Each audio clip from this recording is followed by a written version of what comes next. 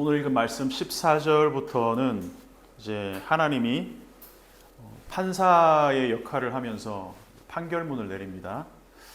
순서대로 뱀에게 먼저, 여자에게, 그리고 아담에게 처음 등장한 순서 그대로 이렇게 판결문을 읽어 주십니다.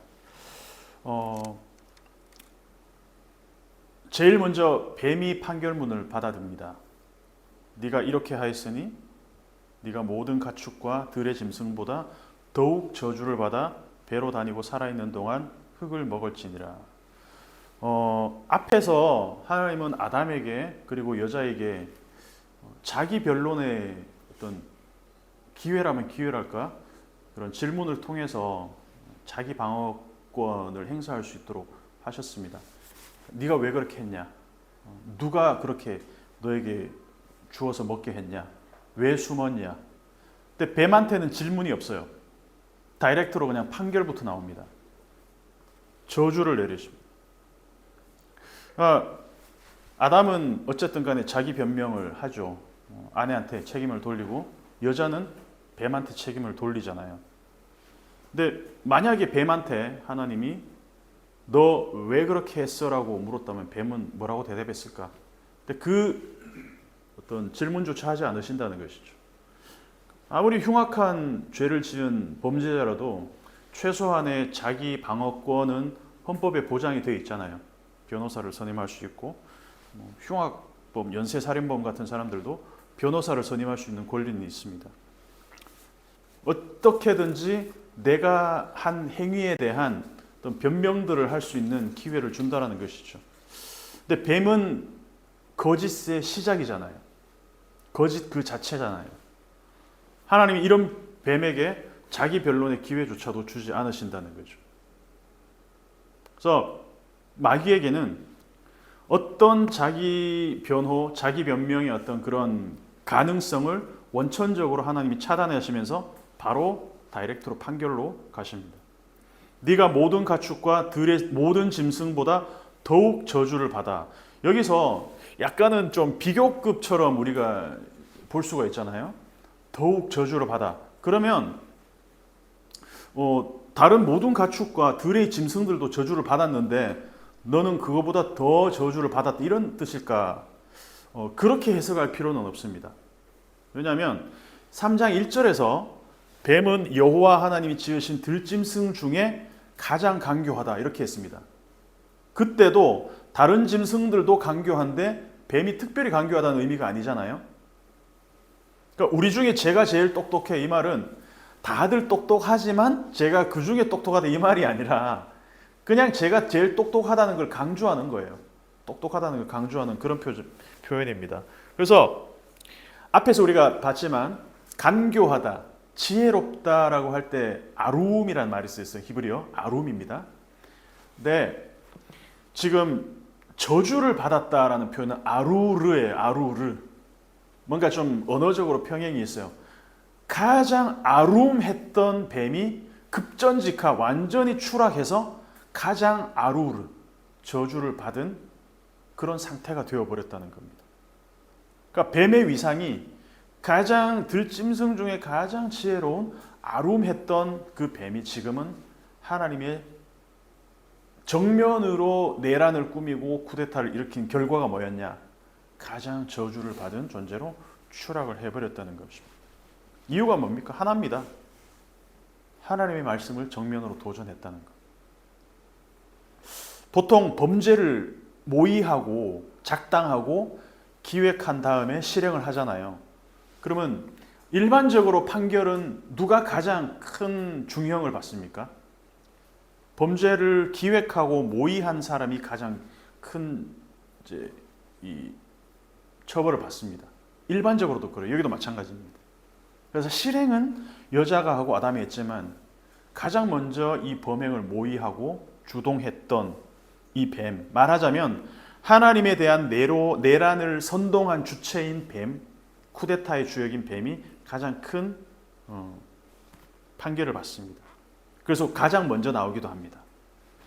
배로 기어 다니고 흙을 먹는다. 자, 배로 기어 다니게 됐다는 말은 우리가 뭐 추정을 해볼 수는 있습니다. 이전에는 발이 있어가지고 뱀이 다른 방식의 보행을 했을 수도 있겠죠. 근데 확실하지는 않습니다. 근데 그게 만약에 중요한 정보라면 성경에 그렇게 써있겠죠. 뱀은 이전에는 네 발이 있어서 기어다녔으나 저주를 받아서 이렇게 했겠죠. 근데 굳이 그런 정보를 쓰지 않았다는 것은 그게 중요한 게 아니라는 거예요.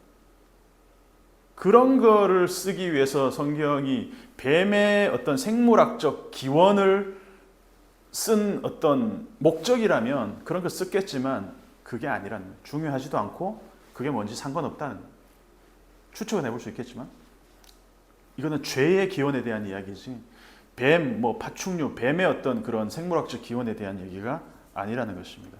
그래서 우리가 이런 정보에 대해서 불친절하다고 해서 굳이 우리가 막 이렇게 추측은 해볼 수 있겠지만 그걸 우리가 확정할 필요는 없다는 것입니다.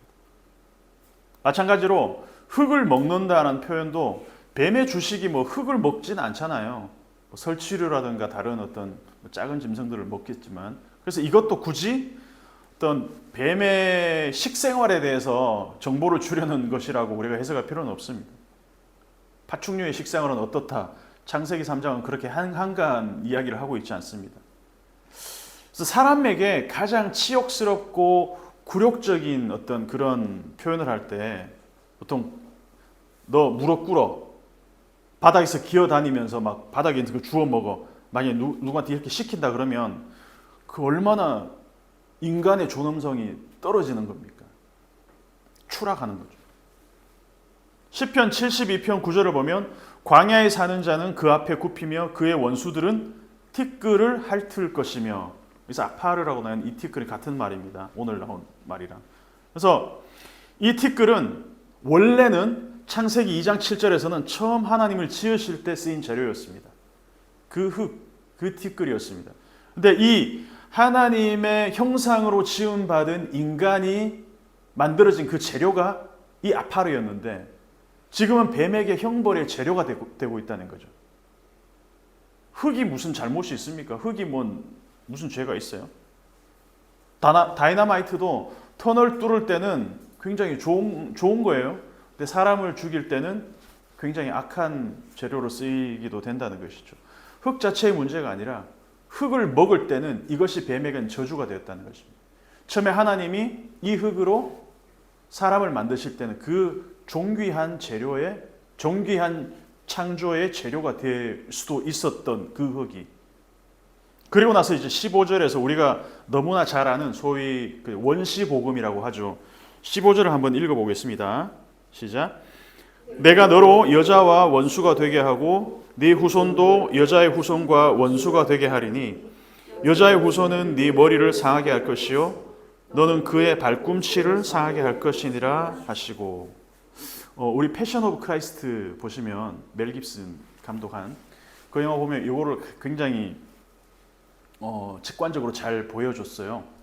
그러니까 영화 초반에 보면 이렇게 뱀이 이렇게 사단이 마귀가 뱀의 형상으로 이렇게 나오잖아요. 그러니까 뱀은 예수님 발을 무는 장면이 있는지 기억이 안 나는데 예수님이 뱀의 머리를 이렇게 밟아버리잖아요. 그러니까 그 직관적으로 영화에서 잘 표현했습니다. 그러니까 15절만 딱 읽어보면 우리가 원시복음이라고 하는 이유는 원시적인 복음이다가 아니라 최초의 복음이라는 거예요. 그래서 이 15절은 뱀에게는 저주인 동시에 우리들에게는 은혜가 되는 약간 동전의 양면과 같은 선언이죠.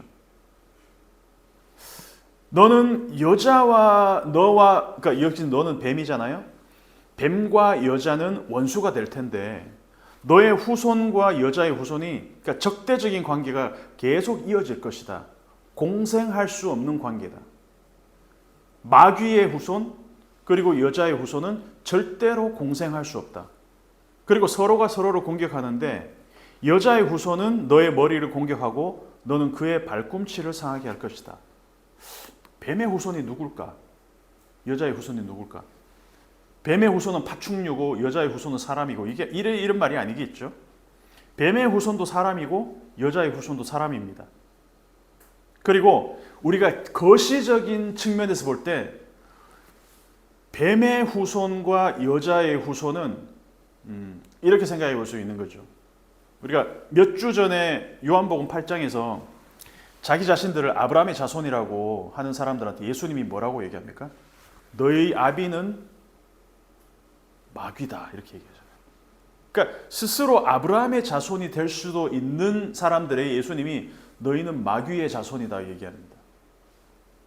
베드로는 예수님을 열심히 따랐잖아요. 그런데 예수님이 어떤 자신이 고난받고 죽으실 것에 대한 순환에 대한 그리고 십자가 죽음에 대한 예언을 하실 때 베드로가 뭐라고 얘기합니까? 정면으로 항의를 합니다. 주여 그리 마옵소서 이 일이 결코 죽게 미치지 않게. 그러니까 예수님이 뭐라고 얘기하십니까? 사탄아 내 뒤로 물러가라. 그러니까 그 순간만큼은 그러니까 베드로는 여자의 후손보다는 뱀의 후손의 어떤 그런 선택적인 상황에 놓여 있었다라는 것이죠. 거시적인 측면에서 얘기했습니다. 그리고 궁극적으로는 이 여자의 후손은 우리가 다 아는 것처럼 예수님을 가리킵니다. 성경에서 모든 톨레도트, 신구약 통틀어서 모든 족보에서는 누가 누구를 낳고라고 할 때 항상 남자가 남자를 낳고 이렇게 나옵니다. 그죠? 아브라함이 이삭을 낳고지 뭐 사라가 이삭을 낳고 이렇게 안 나와요. 라헬이 이렇게 야곱을 이렇게 나오지 않습니다. 라헬이 야곱을 낳을 수가 없구나. 둘이가 부부니까. 그런데 누가 누구를 낳고라는 이 사이클, 남자가 남자를 낳고 사이클이 딱 한 군데에만 있어요. 예수님만 마리아에게서 예수님이 낳으신. 그러니까 여자의 후손이라는 것은 유일하게 그 아담적 본성을 따라서 태어나지 않은 남자의 씨를 통해 생물학적인 씨뿐만 아니라 순수하게 하나님을 통해서만 낳음을 받은 존재인 여자의 후손 예수 그리스도를 얘기하는 것이죠. 그래서 이 궁극적인 여자의 후손이 예수님, 그 예수님이 뱀의 머리를 가격하게 될 것인데 그 과정 가운데서 발꿈치 정도는 찰과상을 입을 수 있다. 그러나 궁극적으로 뱀의 머리를 밟음으로 치명상은 여자의 후손이 뱀의 후손에게 입히게 될 것이다. 찰과상은 데미지가 별로 크지 않잖아요. 예수님은 물론 죽임을 당합니다. 그러나 그 죽임이 완전히 죽임을 당하는 최종적인 죽음이 아니로 3일 만에 다시 생명에 의해서 그 죽음을 당합니다. 그러니까 생명이 죽음을 삼켜버립니다. 이게 치명상 정도라는 것이죠. 그러나 마귀는 영원히 박살날 것이다라는 것입니다. 궁극적으로 남자의 씨가 필요 없이 잉태된 여자의 후손. 그래서 이걸 우리가 원시복음이라고 얘기를 하는 것입니다. 그래서 이미 창세기 3장에서 하나님은 마귀에 대해서는 저주를 선포하지만 그 판결을 하면 동시에 마귀의 길을 따르지 않는 그 여자의 후손, 궁극적인 그 예수 그리스도를 통해서 뭘 열어놓으셨다? 은혜의 길을 열어놓으셨다. 그러니까 저주의 선포 그 가운데서 은혜의 길을 열어놓으셨다. 물론 뱀에게는 아닙니다. 그 다음에 여자에 대한 판결문입니다. 16절 같이 한번 읽어보겠습니다. 16절 시작. 또 여자에게 이르시되 내가 네게 임신하는 고통을 크게 더하리니 네가 수고하고 자식을 낳을 것이며 너는 남편을 원하고 남편은 너를 다스릴 것이니라 하시고. 자, 원문의 의미는 너의 수고가 그리고 너의 임신이 크고 클 거야. 히브리어는 부사를 쓰지 않고 똑같은 말을 두 번 쓴다 그랬죠. 네 임신의 고통이 매우 클 거야. 그리고 너가 고통 가운데 자녀를 출산할 거야. 그다음에 또 너의 욕망, 갈망이 너의 남편을 향하고 너의 남편은 너를 다스릴 거야. 말하자면 아이를 갖는 순간부터 출산할 때까지 수고와 고통이 매우 클 거라는 것이죠. 그러니까 이게 여자의 행동에 대한 판결이란 말은 원래는 아이를 갖고 출산하는 게 고통스럽지 않은 존재로 창조가 되었다는 거겠죠. 그렇게 추측해 볼 수 있겠죠. 그래서 우리가 겪는 임신과 출산의 이 고통은 물론 어떤 육체적인 고통도 있지만 아이를 갖고 키워가는 그 모든 과정에서의 그 고통이겠죠. 그게 기본값이 아니라는 거예요. 뭐 요즘은 뭐 무통분만도 있고 제왕절개 같은 다양한 의학적인 테크닉이 있지만 뭐 이때만 해도 그런 건 없었잖아요. 그러니까 이런 차원에서 기본적으로 뭐 육체적인 고통이 수반됐기 때문에 뭐 이게 고통이다 이렇게만 우리가 볼 수 없다는 것이죠. 그러니까 그 자체의 수고로움과 고통이 따르게 되었. 이게 여자에 대한 하나님의 판결이란 얘기입니다. 그러고 나서 너는 너의 남편을 향한다. 자, 이 부분은 여러 해석들이 있는데 처음 남자와 여자에게 주어진 관계를 보면 남자가 먼저 나고 그리고 그 남자에게서 여자가 나게 하셨습니다. 그리고 돕는 배필 에제르로 주어졌다 그래요. 이때 돕는다는 말 에제르를 주종 관계로 해석하거나 갑을 관계로 해석해서는 안 됩니다. 한쪽이 없으면 한쪽은 완전해지지 못하는 관계를 의미하는 것이죠. 그래서 완전히 동등한 관계에서 하나로는 불완전한, 그래서 둘이 있어야 완전한 관계에서 이제는 다스림의 관계가 되어버렸다는 것입니다. 미국 같은 나라도 여성의 이 인권, 뭐 발언권이 생긴 지가 불과 얼마 되지 않았어요. 뭐 이번에 미 대선 보시면 알겠지만 뭐 그 이유 때문은 아니었겠지만 어쨌든 여성이 대통령이 된다는 것도 아직까지는 미국에서는 좀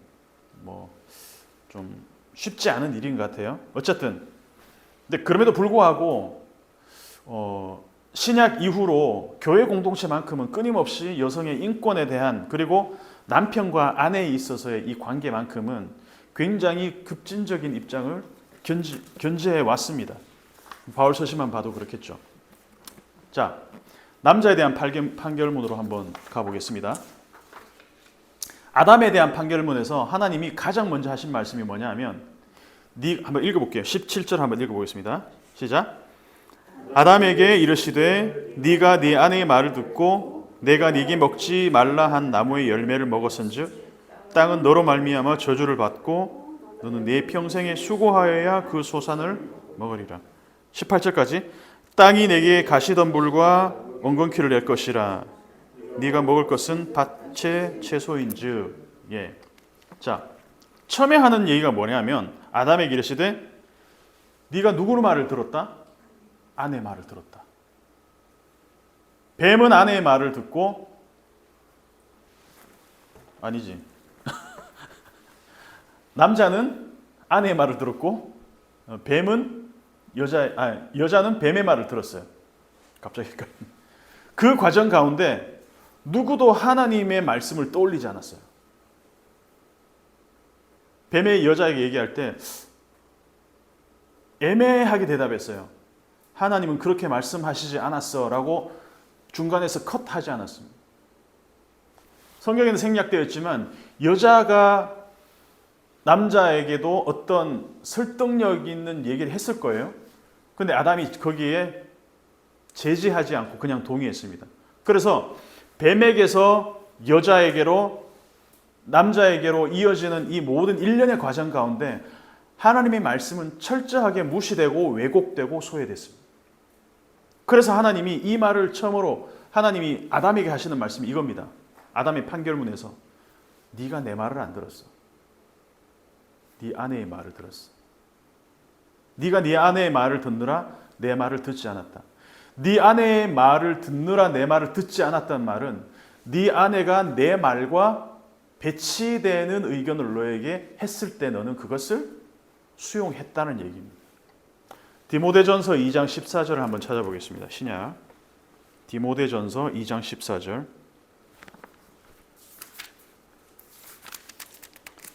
신약 성경 338페이지 2장 13절 14절부터 13절 14절 읽어보겠습니다. 시작.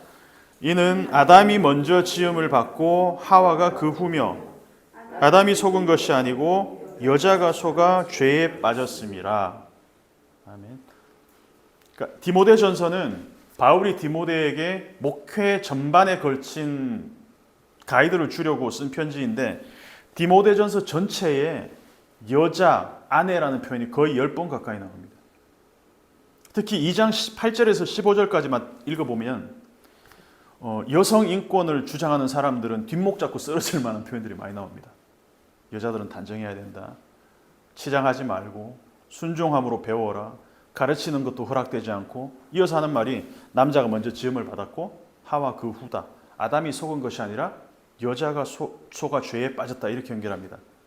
근데 이 구절을 두고 많은 주석가들이 바울을 굉장히 가부장적인 사람으로 여깁니다. 실제로 그래요. 근데 그 중에서 가장 설득력 있는 해설은 제가 봤을 때는, 제가 성경신학 스터디 바이블에 있는 내용을 그대로 가져왔습니다. 읽어볼게요. 하나님은 남자와 여자에 대해서 다른 기대가 있었다는 것이죠. 즉 남자와 여자를 창조하실 때 그들에게 부여하신 차이와 조화를 이루도록 기대하신다, 이런 의미라는 것입니다. 제한테는 이게 좀 설득력이 다가왔어요. 그러니까 하나님이 남자와 여자를 창조하셨다, 성경에 분명히 이렇게 나와 있잖아요.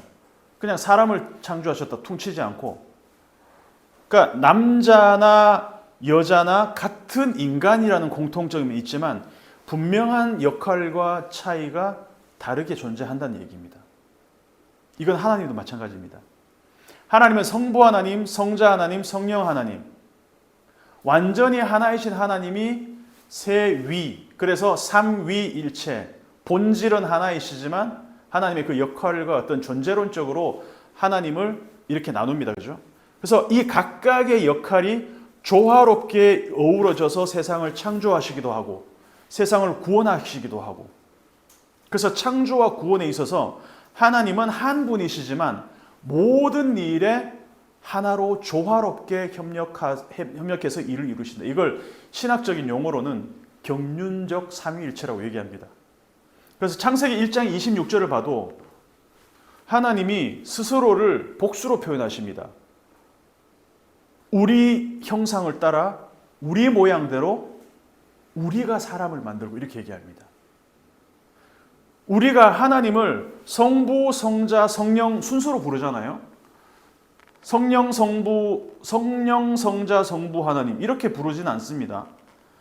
이거를 1등부터 3등까지 5등에서 10등해지는 순서대로 순서를 매기는 것이 아니라는 것이죠. 어떤 능력치가 하나님은 만렙이고 성자는 조금 거기 못 미치고 성령은 조금 딸리고 이런 순서도 아니라는 것이죠. 단지 경륜적 순서이고 존재론적 순서일 뿐입니다. 우리가 등본을 떼면은 거기에 제일 위에 아이 이름부터 나오지 않고 아빠 이름부터 세대주부터 나오잖아요. 엄마 이름 나오고 아이 이름 나오고, 이게 어떤 우등에서 열등의 순서가 아니라는 것이죠. 그래서 성부 하나님은 성자 하나님 예수님께서 성부 하나님께 자기의 의견을 말씀하시면서도 아버지의 뜻을 완전히 순종하십니다. 완전한 사랑의 관계에서 조화와 일치를 완전하게 이루신다는 것이죠. 그래서 이 존재론적 순서상 아담이 먼저 지음을 받고 하와가 그 후라고 바울이 말하는 것이지, 주종 관계나 지배와 피지배의 관계를 말하고 있는 게 아니라는 것입니다. 근데 그런 차원에서 바울은 아담이 먼저 지음을 받았기 때문에 대표성을 갖고 있잖아요. 그래서 그 차원에서 선악과 사건의 책임을 져야 한다는 말을 하고 있는 것이죠.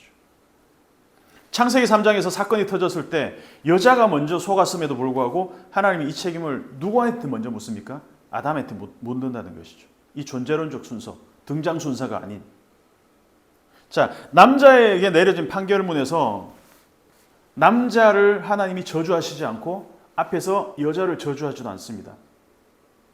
저주는 누가 받냐? 뱀이 받습니다. 그리고 또 누가 받냐? 땅이 받습니다. 그래서 이걸 구조로 보면 앞뒤로 뱀과 땅이 저주를 받아요. 그리고 가운데 여자와 남자는 수고와 고통이라는 그 묶음으로 연결됩니다. 똑같은 단어가 쓰이고 있습니다. 앞뒤로 뱀과 땅이 저주를 받고 그 가운데는 이게 쌓여 있어요. 저주 가운데 남자와 여자가 그 저주 안에 보호되고 있어요. 저주로부터 보호되고 있다는 것이죠. 남자가 평생 수고하여야 소산을 먹을 것이고 여자는 수고로의 아이를 잉태하고 낳을 것이다 라는 말로 묶여져 있습니다. 자, 이 판결문을 한번 정리해 보겠습니다. 이 모든 판결문을 종합해 보면 모든 창조가 조화롭게 각자의 역할을 하고 그것들이 서로를 아름답게 피워내는 원래 하나님이 디자인하신 창조 세계가 있어요. 근데 뱀이 선동을 해서 뱀에 의해서 놀아나서 그 조화가 다 깨져 버렸어요. 하나님과 사람 간의 조화, 사람과 사람 간의 조화, 사람과 피조 세계와의 조화, 이 모든 조화가 서로를 굉장히 긍정적으로 협력하고 조화롭게 블렌딩이 되어서 창조 세계가 만들어졌는데 뱀의 거짓말 때문에 모든 조화가 다 깨져버렸다는 거예요. 땅이 저주를 받았다 그랬잖아요.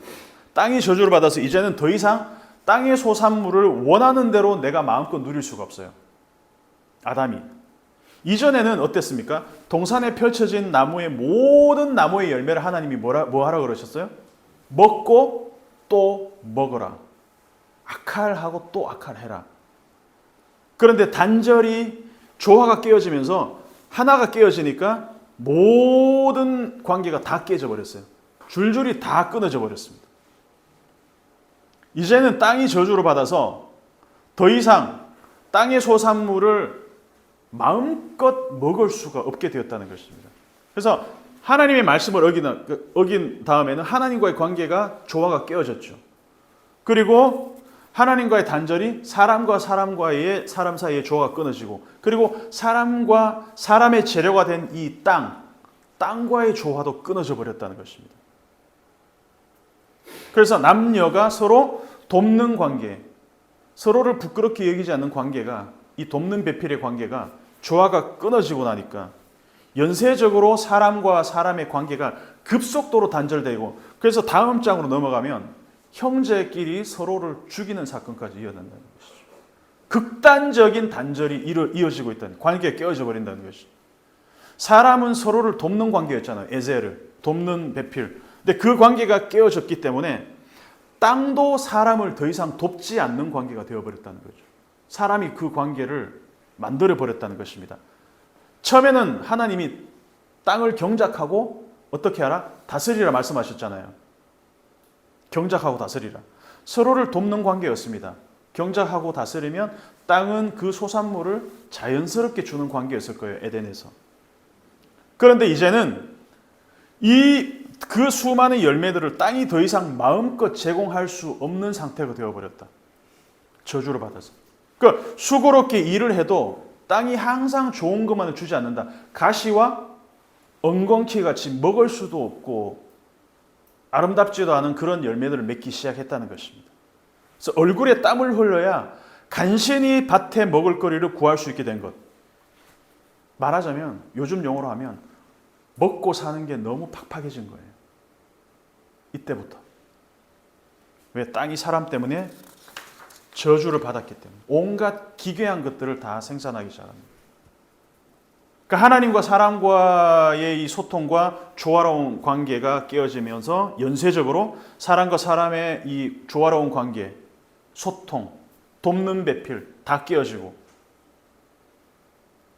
그리고 나서 땅과의 조화가 깨어지고 나니까 이제는 사람 때문에 땅이 아프고 기후가 변하고 이 기후가 변하면서 우리나라에서 여름이 1년에 한 절반쯤 돼버렸고 가을은 사라졌고 빙하가 녹고 점점 땅과 사람과의 이 조화가 너무너무 극단적인 대립으로 가게 되었다는 것이죠. 모든 조화가 다 파괴되었다는 것입니다. 원래 땅도 아담이고 아담도 아담이잖아요. 땅이 곧 아담이었습니다. 생명의 재료가 되는 동시에 저주의 공간이 되었다는 것입니다. 누구 때문에? 사람 때문에. 궁극적으로는 뱀 때문이겠죠. 여전히 땅은 모든 생명이 피어나는 공간인 동시에 그 땅의 소산이 되는 동시에 가시와 엉겅퀴 같이 먹지 못하는 생명 없음의 공간이 되어버렸다는 것입니다. 그래서 땅은 아이러니하게도 저주이면서도 축복입니다. 흙도 마찬가지입니다. 사람이 흙에서 왔잖아요. 근데 그럼에도 불구하고 사람 때문에 땅과 흙이 고통스러워합니다. 마음껏 먹고 또 먹어. 이게 원래 하나님이 만드신 세계였는데 얼굴에 땀을 흘려야 먹을 것을 먹으리라. 먹음의 실패가 먹음에 대한 판결로 이어지고 있습니다. 그래서 오늘 원고에는 없지만 결국 우리가 먹음에 실패했기 때문에 예수님이 우리를 통해서 이루시는 것이 뭐냐? 나의 살과 피를 먹으라. 흙으로 돌아갈 때까지, 육체적인 죽음을 맞을 때까지, 이 땅에서 생존하는 동안, 다른 말로 하면 현재 몸은 살아있지만 너희는 나와 단절된 죽은 상태라는 것을 얘기하는 것이죠.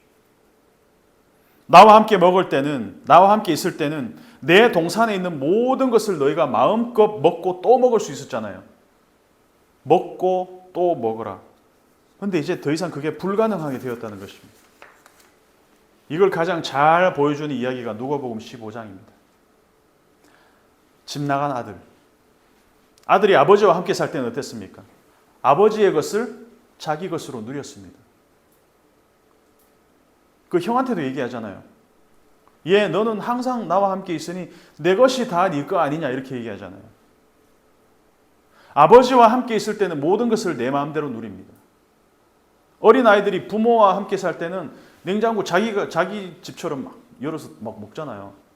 눈치 보면서 냉장고 있는 거 먹어도 돼? 이러면서 막 눈치 보고 막 이렇게 뭐 그런 집도 있을 수도 있겠지만 자기가 벌어온 거 아무것도 없음에도 불구하고 마음껏 자기 것으로 누립니다. 독립해서 나가는 순간 이 세상은 상황이 달라진다는 것이죠. 근데 그럼에도 불구하고 누가복음 15장 아버지는 자기 살을 떼어서 집을 나간 아들이 다시 돌아왔을 때 네가 파산을 냈잖아. 그 아들을 저주하지도 않고 책임을 묻지도 않습니다. 잔치를 버리고 오히려 아들을 받아들입니다. 열매를 먹은 것은 남자와 여자였지만 저주는 뱀과 땅이 받았습니다. 그리고 여자의 후손이 뱀의 후손의 머리를 상해할 것이라는 그 복음이 들려집니다. 그래서 오늘 제목처럼 이 준엄한 심판이 이루어지는, 재판이 이루어지는 하나님의 법정에서 우리는 하나님이 살짝 열어두신 그 은혜의 통로를 발견할 수 있어야 됩니다. 그 저주의 판결 가운데서도 하나님이 은혜의 씨앗을 숨겨두고 있다는 것입니다. 우리 함께 말씀을 기억하면서 같이 좀 기도했으면 좋겠습니다. 창세기 3장에서 하나님의 말씀을 어긴 대가가 너무 참혹해졌습니다. 그럼에도 불구하고 하나님은 이 판결문을 읽으시면서 저주를 선포하는 그 무시무시한 재판정에서 반드시 죽으리라고 하나님이 말씀하셨음에도 불구하고 하나님은 은혜의 통로를 활짝 열어놓으셨습니다. 살짝 열어놓았지만 그 은혜의 통로를 우리가 활짝 열고 들어오기를 원하십니다. 그래서 우리 스스로가 하나님과 인간의 조화를 깨뜨리고 사람과 사람의 그 돕는 관계를 다 단절시켜버렸고 경쟁 관계로 만들어버렸고 서로가 열등의식과 두려움 가운데서 서로가 서로를 적대하고 심지어 죽이기까지 하는 관계로 발전이 되었고 그리고 이 땅과의 조화, 이 피조 세계와의 조화도 우리가 다 깨뜨려 버렸습니다. 그럼에도 불구하고 하나님께서 이 모든 세상을 다시 회복시킬 것이라는 복음을 우리에게 들려주십니다. 우리가 다 엉망으로 만들어 버렸지만 하나님이 그것을 다 정리하시고 새롭게 하실 것이라는 복음을 우리에게 희미하게 들려줍니다. 이것이 지금 우리의 귀에 선명하게 들리기를 소원합니다. 그래서 우리 스스로가 하나님과 끊어버리고 사람과 사람을 단절시켜버리고 그리고 이 세상의 모든 피조 세계와 단절시켜버린 그 세계를 하나님 다시 조화롭게 하실 것이라는 그 기대와 그 소망을, 그 믿음을 통해서 우리가 다시 한번 힘을 얻는 오늘이 되었으면 좋겠습니다. 함께